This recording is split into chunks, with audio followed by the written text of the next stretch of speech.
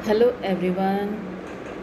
आज हम worksheet number 10 कक्षा 10वीं तारीख 28/7/2021 के लिए कर रहे हैं।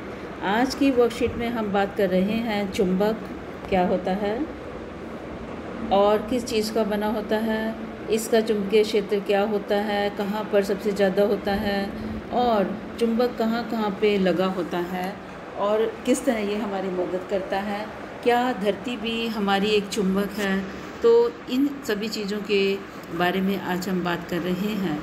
चुंबक लोहे या स्टील का कोई टुकड़ा होता है जो कि आपने अपने घरों में देखा होगा कि कई बार आपकी मम्मी स्टील के बर्तन वगैरह को चेक करने के लिए यूज़ कर रही होती हैं।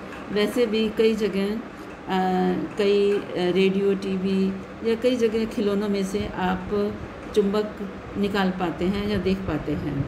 तो ये लोहे या स्टील का बना होता है और ये अन्य वस्तुओं को जो कि लोहे की, निकल और कोबाल्ट की बनी होती हैं उनको अपनी ओर आकर्षित करता है।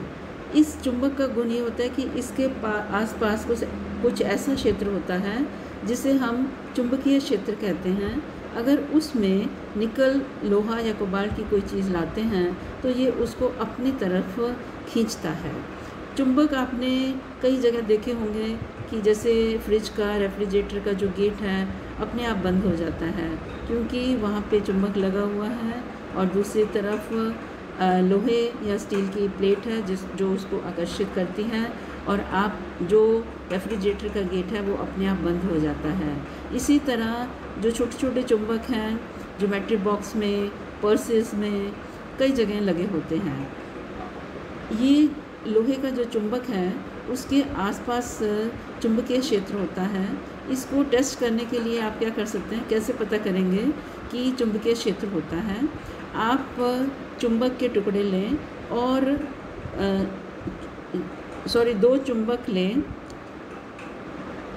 और उन्हें एक लोहे का बुरादा मिलता है या छोटा छोटा लोहे का टुकड़ा होता है, उसके अंदर उसे अच्छे से घुमाएं तो आप देखेंगे कि जो लोहे का बुरादा है वो किनारों पर ज़्यादा चिपकता है यहाँ पे और बीच में कम होता है। इसका मतलब कि जो चुंबकीय क्षेत्र है सिरों पर चुंबक के कॉर्नर पे ज़्यादा होता है और बीच में कम होता है। इन हिस्सों को हम ध्रुव कहते हैं। क्या कहते हैं? ध्रुव कहते हैं। एक नॉर्थ होता है और एक साउथ हम मानते हैं। ये दोनों ध्रुव होते हैं।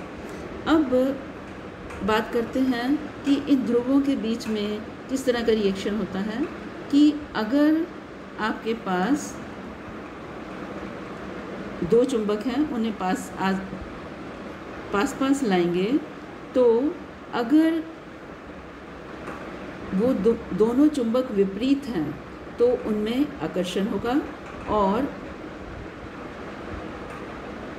अगर वो दोनों सेम हैं तो वहाँ पे प्रति आकर्षण होगा।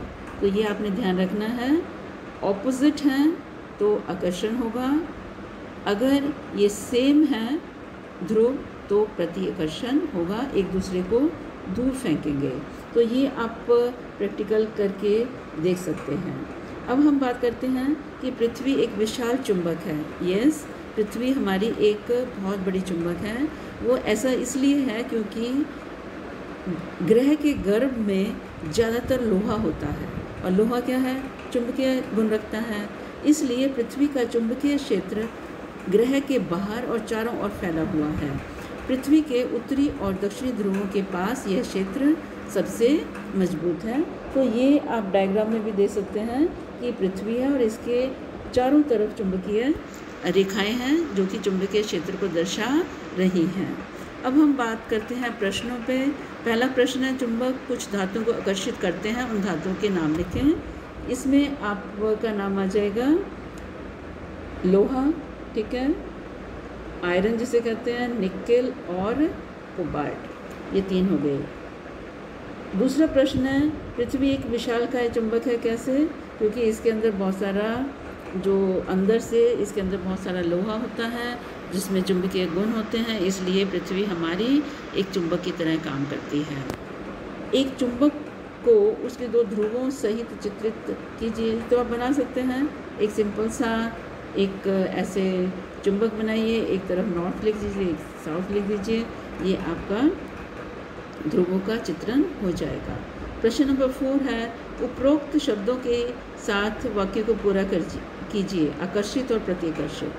समान ध्रुव एक दूसरे को प्रति आकर्षित करते हैं, जबकि विपरीत ध्रुव एक दूसरे को आकर्षित करते हैं। यहाँ पे आपने आकर्षित लिखना है और यहाँ पे प्रति आकर्षित, ठीक है, आकर्षित। तो आज की ये वर्कशीट बहुत आसान थी, इजी थी, आपने पहले भी की हुई है। Thank you so much.